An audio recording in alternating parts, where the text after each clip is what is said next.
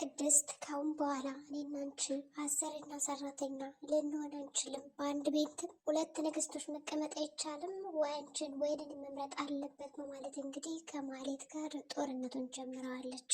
ብሩክ ለውሳኔ ተቸግሯል። አሁን ላይ ማህሌት የራሷ ለማድረግ እየሞከረች እንደሆነ ሁላችንም ተገንዝበናል። ቅድስት በዚህ ምክንያት ደግሞ እወድሻለሁ፣ አፈቅርሻለሁ ብሎ ሰተት አድርጋ ወደ መኝታ ክፍሏ ከወሰደችው በኋላ የሚፈልገውን ነገር ካገኙ በኋላ እንግዲህ ጸጥ ብሏል። በዚህ የተነሳ ቅድስት እሳት ለብሳለች። ወንዶች እጅግ አፍንጭ ተይዘዋል። ምንም ማምለጫ የላቸውም። ምንም ቢሆኑ ገደድና ሸርገድ ማለታቸውን አሁንም ቢሆን አይተውም። ማህሌትም እንግዲህ የምትፈልገውን ነገር ስላገኘች በጣም ተደስታ ከአሁን በኋላ እኔ የአንተ ሚስት ነው እንጂ መሆን የምችለው ሌላ ምንም አይነት መሆን አልፈልግም በማለት እንግዲህ ጉዳዩን ሸርን ጉድ ብላ ከዚህ በፊት አድርገው የማታውቀውን ነገር እንዲሁም ደግሞ የቤት እመቤት ለመሆን እንግዲህ ተዘጋጅታ ተቀምጣለች።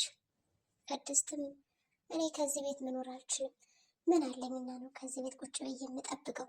እስካሁን ራሱ ወድሻለሁ እና ይህን ነገር ስላለኝ ነበር የጠበቅኩት። አሁን ግን እንደዚህ ሳያቸው በአንድ የሚኖሩ እንጂ ወደ እኔ የሚመለስ አይመስለኝም።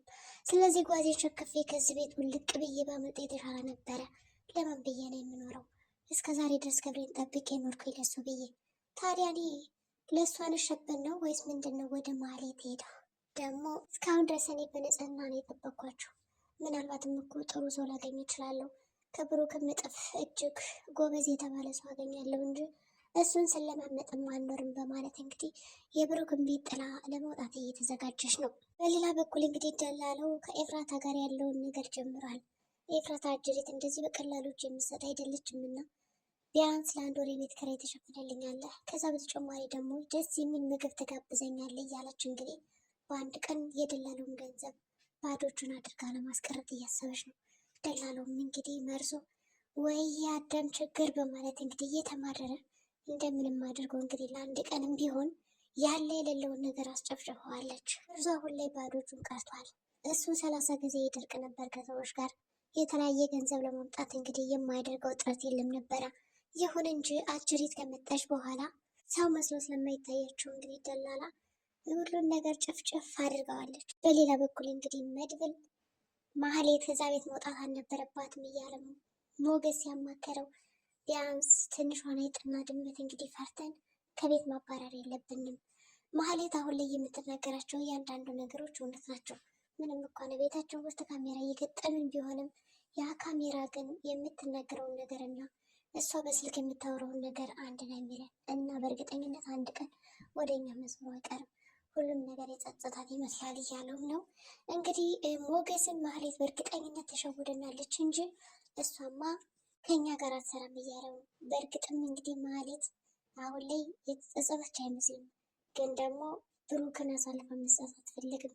ብሩክ የኔ ነው ከማለት ውጭ እንዲሁም ደግሞ የራሷ ለማድረግ ነው እንጂ የምትሯሯጠው ስለ ክሱም ሆነ ስለምንም ምንም ግድ አይሰጣትም። በሌላ በኩል እንግዲህ ካሌብ እና ዝና አሁን ላይ ክስ እየበዛባቸው መጥቷል። ይህ ክስ ደግሞ በጣም እያሳሰባቸው ነው። እንግዲህ ዝና ይህ ካሌብ ሙስሳ የሚባል አለቃ እስካሁን ድረስ ጀግናና ጠንካራ መስሎኝ ነበር።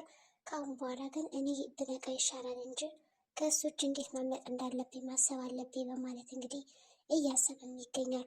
ይሁን እንጂ አጅሬ እንግዲህ ዝና ከካሌብ ሙስሳ ጋር የነበረውን ግንኙነት በአጭሩ ለመቋጨት እና ለማቋረጥም ወስኗል። ያቺ ትህትና የተባለችውን አግቷት የነበረውን እንግዲህ በነፃነት ሊለቃት ተስማምቷል። ሚስቴ ሆኜ ብሎ ደጋግሞ ቢነግራትም እሷ ግን እኔ አንተ ሚስት ልሆን አልችልም በማለት ጉዳዩን እምቢ ብላ ስላፈነገጠች ለተወሰኑ ቀናቶች እንግዲህ ያለምንም ምግብ እንዲሁም ደግሞ ምግብ ሳይሰጣት ቀርቷል። አሁን ግድረግ ዳቦ ከሰጣትም በኋላ ከዚህ በላይ እኔ አንቺን መጉዳት አልችልም፣ ካሌብም እንዲጎዳሽ አልፈልግም፣ ሂጂና ወደ ቤተሰቦች ተቀላቀይ በማለት እንግዲህ በሩን ክፍቶ አድርጎላና የወጣ ነገር ግን አጅሪት እንግዲህ ትህትና ከዛ ቤት በምን ሁኔታ ነው ወጥታ ወደ ቤተሰቦቿ የምትመለሰው? ወይኔ ቤተሰቦች እያለችም ነበረ።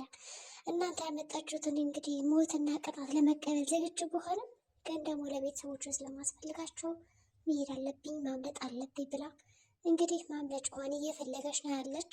አጅሬ ካሌብም እንግዲህ በጣም ፈርቷል። በተለይ ደግሞ መድብል ከመጣ በኋላ የእሱ ከሳሮች እንዳለ እየቀስነሱ እየሰበበሩ ነው ያሉት። እንግዲህ ምንም ትርፋማ ነገር የሚባል ነገር አላገኝም እስካሁን ድረስ። እየከሰረ እንጂ እያገኘ አይደለም።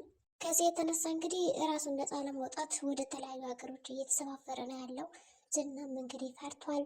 ዝና አሁን ላይ እንግዲህ ብቻውን ቀርቷል ማለት ነው።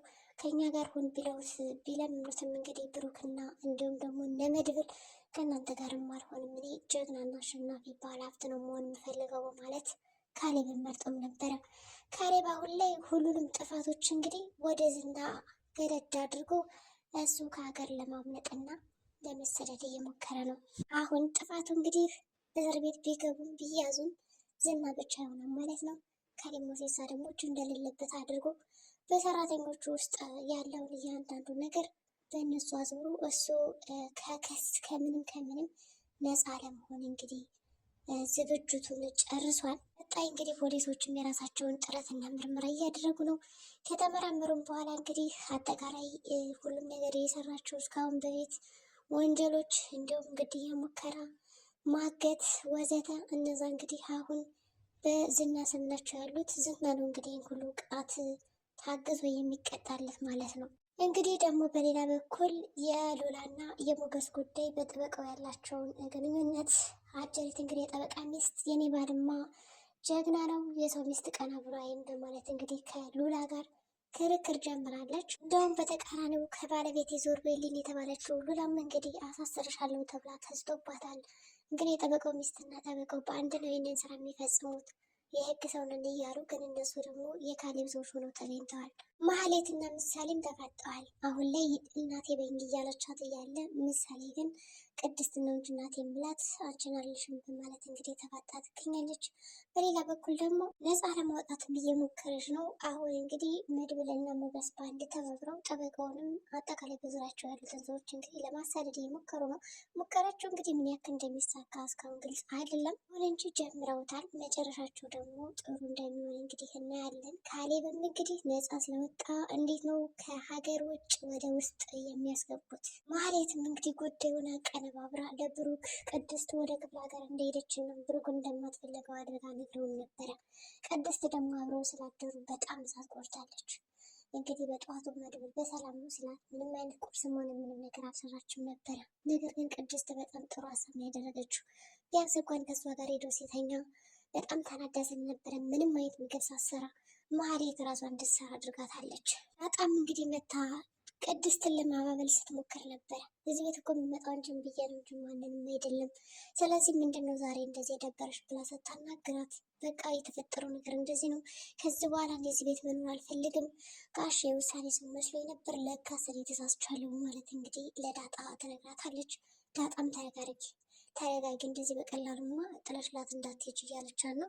እንግዲህ የቅድስት ውሳኔ ምን ሊሆን ይችላል? በመጨረሻም እንግዲህ ወጣ ብላ ተመልሳ ከመጣሽ በኋላ ማህሌት እና ቅድስት በጣም የተፋጠጡት በጥፊ እንድትመታት ነበረ። ቅድስት በጣም የተናደደችው ዛሬ ምን አለ አንድ ጊዜ በቀመሰችባት። ለካ ኃይለኛና ጀግና ያደርጋል። ብሩክ አንተ የውሳኔ ሰው መስለኝ ነበረ፣ ለካ አስተሳስቻለሁ። አንተ ማለት ልፍስፍስ ሞኝ ነው፣ ለድሮ ሚስት የተሸነፍክ ብላ እንግዲህ ሙልጭ አድርጋ አዋርደዋለች ብሩክን። ቅድስት ማህሌትም እንዴት ነው ባል የምታወረችው ብላ እንግዲህ ልደበድባት ስትል የእሷንም ምች እንግዲህ ስብር አድርጋ ጥላላታለች። አሁን ላይ ወደ ሆስፒታል ሄዳለች። መጨረሻ ምን ሊሆን ይችላል?